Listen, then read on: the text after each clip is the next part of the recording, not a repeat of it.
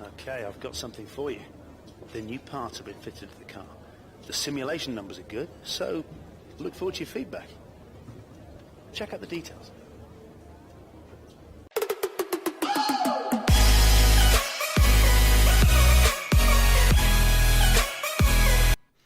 Well, hello everybody and welcome back at long last to the 2017 career mode with Force India, and we're greeted with great news. New part fitted, new front wing end plate, and also our second new upgrade of the season in a row is an upgrade to durability for all power unit components.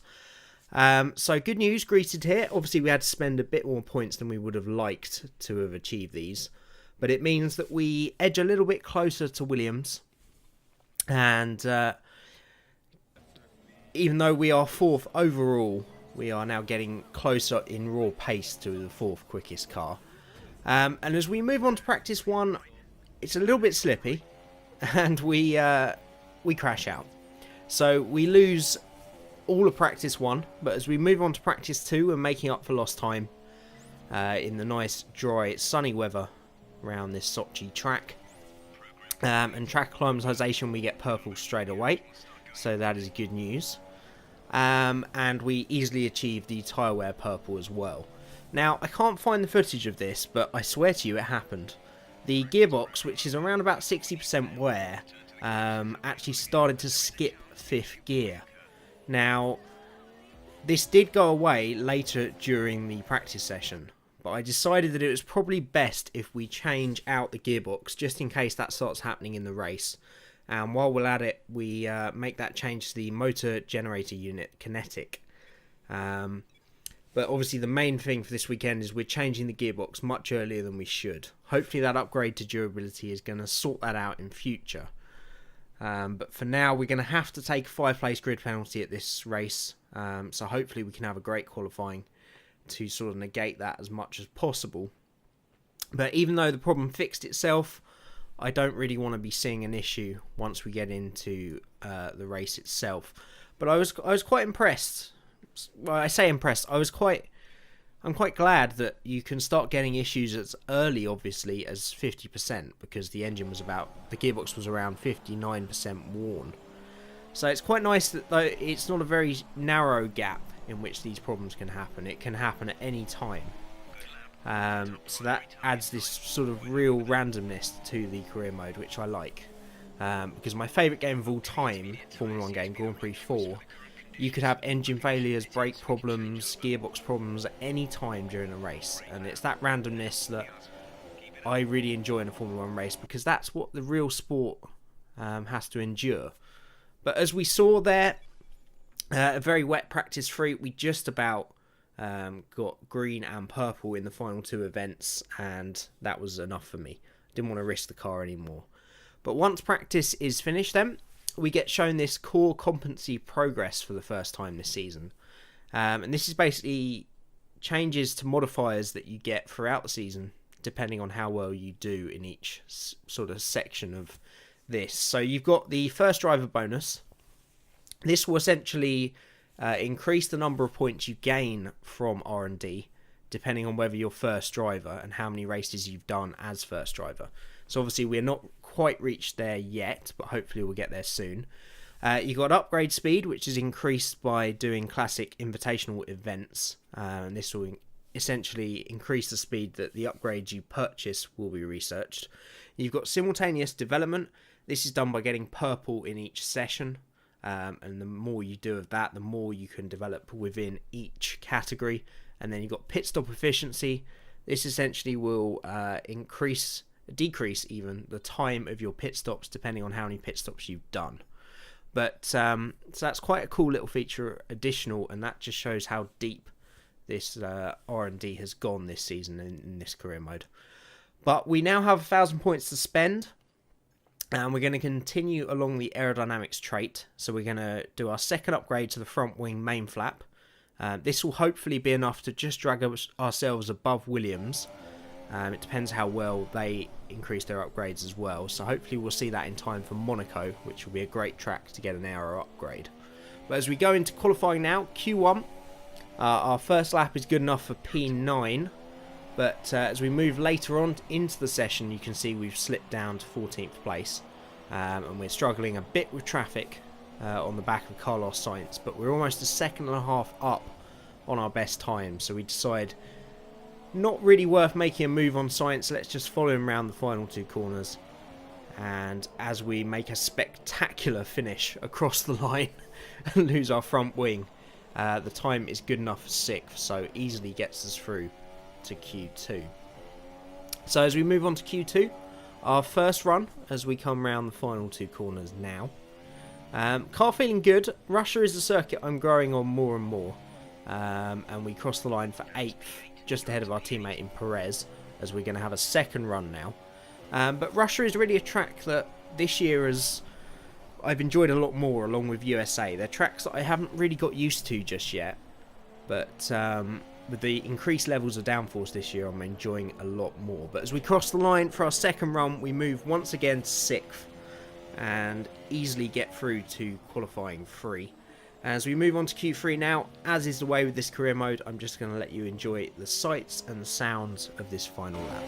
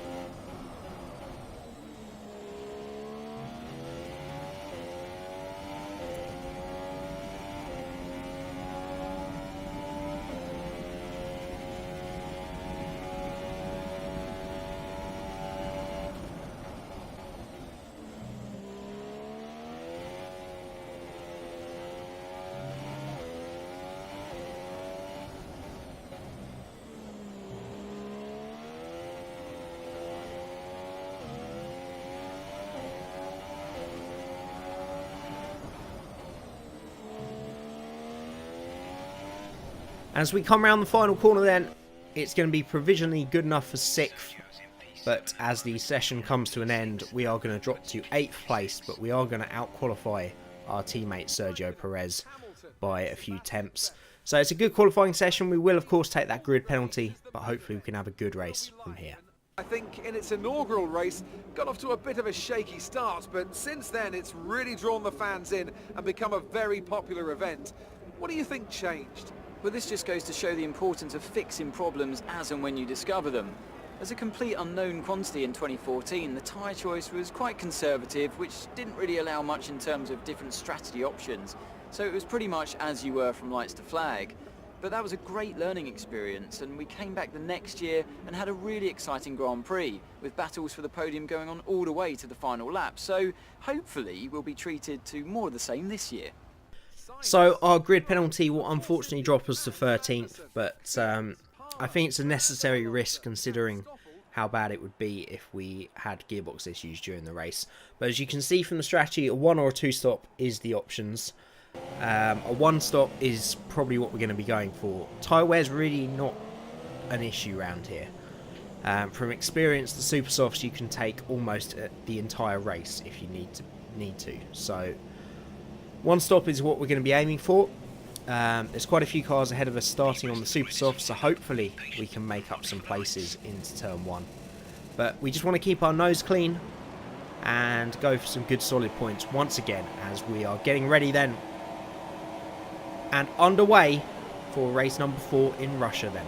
Pretty good start, and we immediately pull up alongside Lance Stroll on those slower super softs. Little weave from him. And that sort of just decides that we're going to back out and go to the inside line into turn 1, as the AI notoriously bad into turn 1 in any race. We make up a bunch of positions, decide against going past our teammate Perez, and we're going to stick behind him, and P9 is as good a start as we could hope for, and as we know from this Force India, straight line speed is its strength. So as this race goes on and the DRS comes into effect, we're going to be able to have a better and better race, and that is the case as we move on to lap 2 and we go down the inside of our teammate Sergio Perez into turn 1. Just about avoid Romain Grosjean and get nicely up into P8, and as you can see here, we get nicely into the slipstream, and the trend of us being slightly quicker than Perez throughout this season is continuing here in Russia, at least for the first lap. But unfortunately, as we move through turn 3 and down to turn 4, we go wide, and that allows Sergio Perez to make the move back on us, and we're going to have to set that up all over again as we go on to lap 3 now. And we are once again just out of the slipstream of Sergio Perez, much more aggressive into turn 1 this time, but still can't get the move done, and the long turn 3 we are on the unfortunate position of being on the outside, and we've got a Williams right up our chuff as well. But we just about get the move done on Perez into turn 4 as we think, and Perez fighting back, but we cut across and we can now get after Romain Grosjean in P7. The Hat's having a very good season this year, and they're proving much a match for our car as well as Williams. But we get the move done on Romain Grosjean, so we think again into turn 2, but we are once again on the outside into the long turn 3. We try and hang it around the outside of Romain Grosjean, but we go a bit too wide onto the marbles, and this allows our teammate Perez to go around the outside of us. And instead of trying to search for that 7th position, we are now fighting for our life to hold on to 8th from our teammate, still side by side with Sergio Perez. And as we all know from the history of Force India this season, teammate on teammate does not normally go well, but we lock up the rears and just about hold on to that position. So as we go on to lap 5 now, Lewis Hamilton really struggling, seems to have some kind of problem. He's going backwards through the field, and Romain Grosjean is tucked up behind him as we try to have a look around the outside with DRS open. Grosjean making a move on Hamilton as well means it's 3 wide down into the heavy braking zone of this chicane. We go around the outside and we get clipped. Well, initially I thought we'd lost the back end, because the traction is very difficult on that corner, as we now drop to 11th place and we got a little bit of front end plate missing. And as we go back to the replays, we will see what actually happened. As I say, at the time I thought I lost the back end, but we're going to see now that it was actually Romain Grosjean being very overeager. So as we take a look at it again from the TV cameras, we're going to go around the outside of Grosjean. Grosjean's got an overspeed on Hamilton, and we go 3 wide down into the heavy braking zone. We go around the outside, think we've got the move done, but Grosjean is actually the one that clips the back of us. We then run into Lewis Hamilton, lose a little bit of our front wing as we go on with Grosjean now. No room for anybody, just about 3 wide, and there's Grosjean's touch on the back of us that sends us spiralling into Lewis Hamilton. And at the time we thought I'd destroyed our race. We did another lap just in case we managed to find some pace, but it was pretty obvious that we were going to need to change the front wing.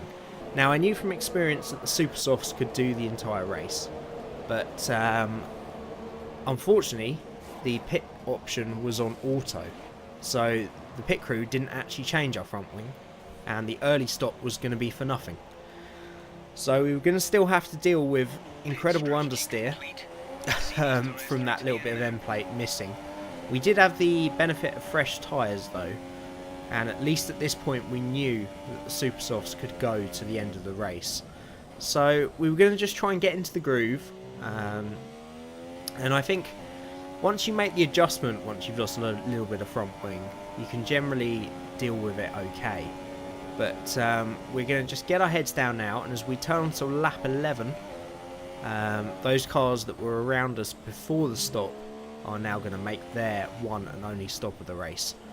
So we've had some good laps, we've got hold of the problems with the front wing now, and the super softs are working well for us.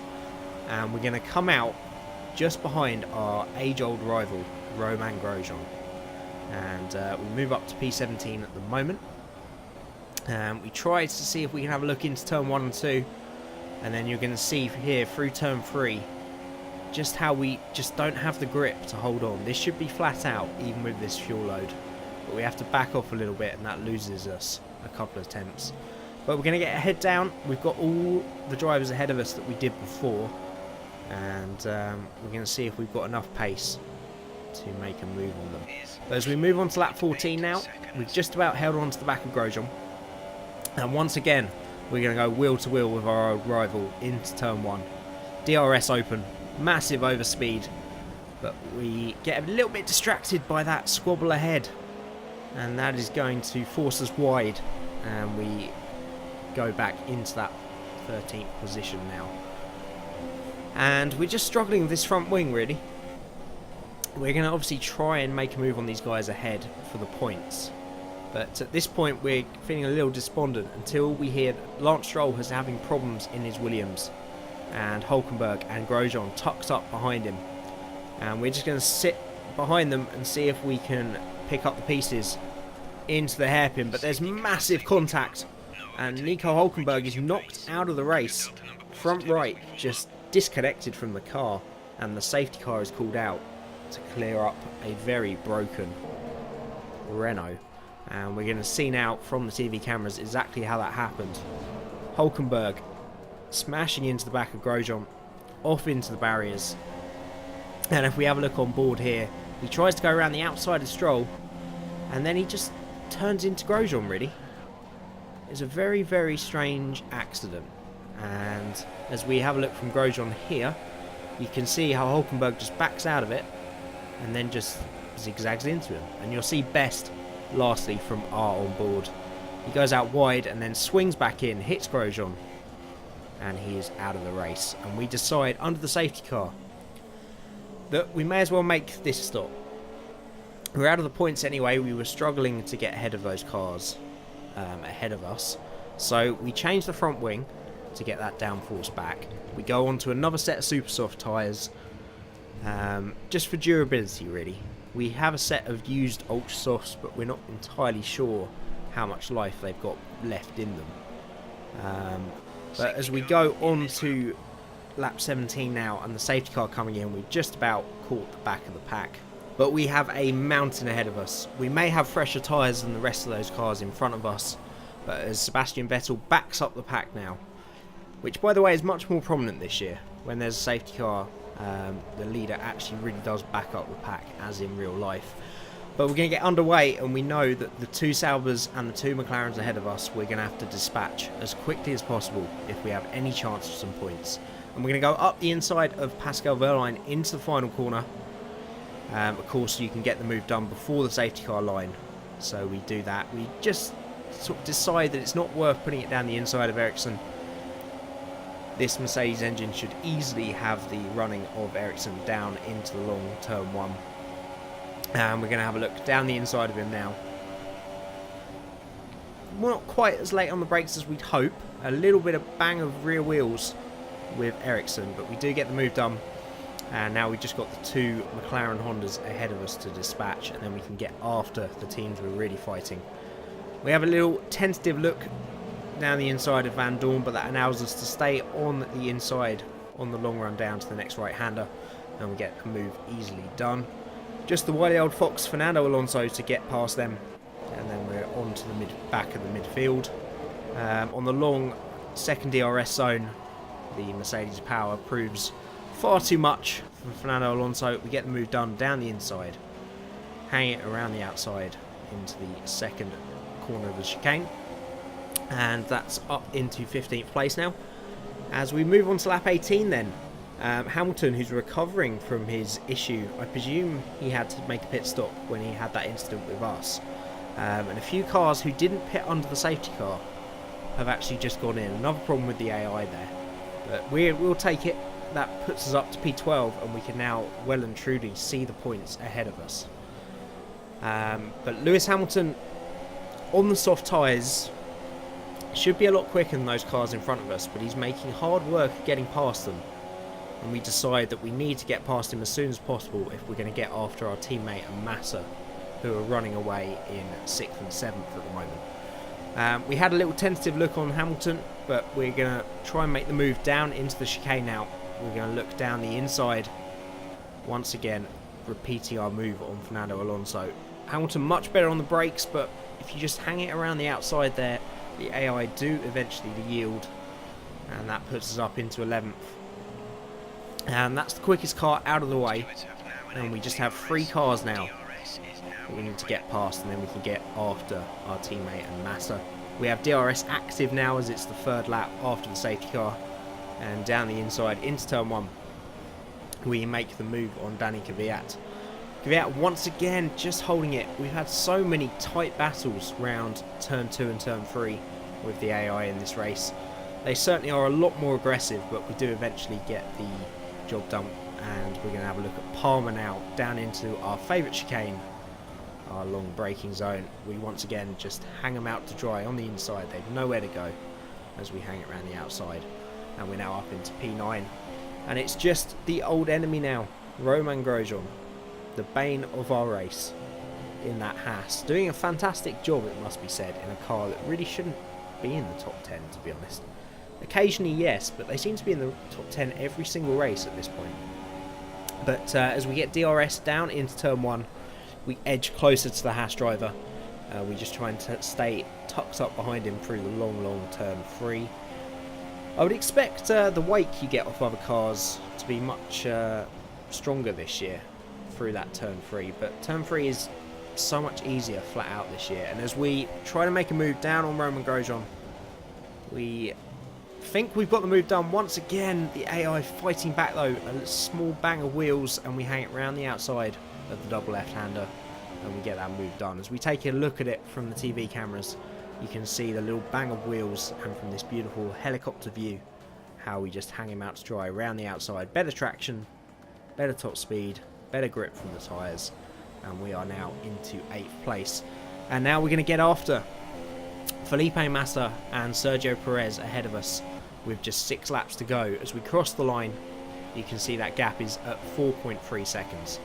As we cross the line the very next lap, we get that down to 3.1, a second out of them that lap. These two are battling, by the way, as well, which is really helping us. We've got slightly fresh tyres as well. We take half a second out of them the next time round. And on to lap 24 now. You can see that gap visibly down now to under 2 seconds. As we move on to the penultimate lap now, we are tucked up behind the rear wing of Felipe Massa, and we have just 2 laps to try and get ahead of our teammate, but we have a very stubborn Williams in our way to make that possible.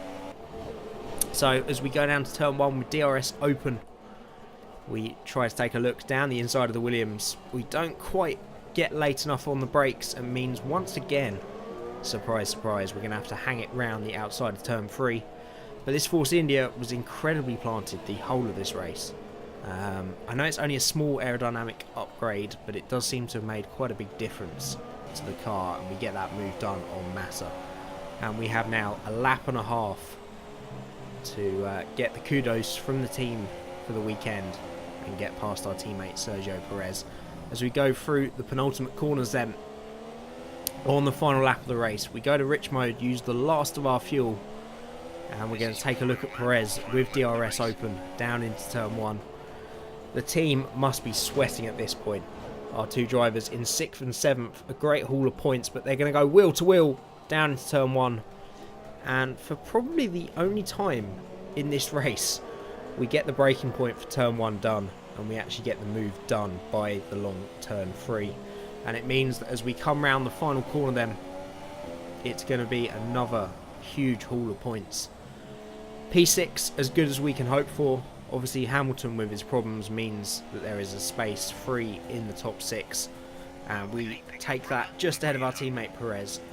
And the only Williams really worth a damn at the moment, Felipe Massa.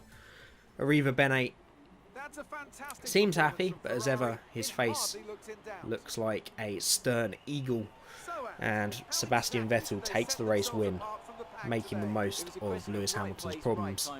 Valtteri Bottas will take 2nd place, and Kimi Räikkönen is only 3rd, but he will take the lead of the Drivers' Championship. with Hamilton's problems. And between Vettel, Raikkonen and Hamilton, there is just 5 points covering them at this point. And I doubt we're going to get on that podium too soon. If we have a good race and get the upgrades going, hopefully by the end of the season we can start challenging for podiums. But that title race is going to be one to watch for sure. But all in all, really happy with the race, considering the front wing damage. The safety car really saved us with that. I think we really would have struggled to get points if we hadn't have had that safety car. But just by pitting under the safety car, getting that front wing changed, and it meant that our super softs were a little bit fresher than those around us, and it meant we could really use the pace of the car for the first time in the race. But still, I'm pretty delighted with 6th place. The fight back was real, and I really enjoyed that race. It means that we dropped 7th actually, behind Ricciardo in the championship. Perez is just behind us, and we stay 4th in the constructors. Red Bull, we're going to need a lot of upgrades to catch them, but as long as we secure that 4th place, and if we can start challenging Red Bull, maybe not in the championship, but just in the races themselves by the end of the season, then we have a real chance of getting in amongst the mix next season. So some research points are underway, but obviously the biggest thing for us is winning that rivalry with Sergio Perez and continuing our march to the number 1 driver, which is going to mean we gain those resource points at a quicker and quicker rate. We beat him in every way possible this weekend, only just, to be fair. He's after his struggling with the first couple of races, he's really made some progress, and we got a real fight on our hands. But we're going to have a classic race to finish this episode, once again being offered to drive 2 cars. We're going to drive the 1998 McLaren in the Checkpoint Challenge, and we will leave you with that, just the sights and sounds again with the classics. So this is going to be the end of episode 4. I'm sorry if it's taken a little bit longer this time. Had quite a few issues with this episode. I actually had to re-record it completely because I ran out of memory when I was recording the race and didn't realise till the end. So I had to redo the whole race. But the race was much more enjoyable and much crazier the second time round. So I'm kind of glad it did, to be fair. But hopefully, to make up for only 1 episode this week, I'm going to be doing a minimum of 2, but a sort of half promise of 3 this week, hopefully, so that we can, get back caught up. And of course, we've got Spain and Monaco to come, which are 2 races that I think we're going to struggle a little bit at because they're very aero dependent, but they're 2 tracks I really enjoy. So hopefully we can have some good races there. I hope you've enjoyed the episode, as always. Do hit that like button if you haven't already to let me know you're enjoying this series. Leave me a comment with your predictions of how you think we're going to do. Maybe where we should go with the R&D tree. And if you're not already, do subscribe. It would mean the world as we keep pushing on towards 300 is the next goal. But as I leave you with the classics, until next time, thank you so much for watching, and I'll see you again next time.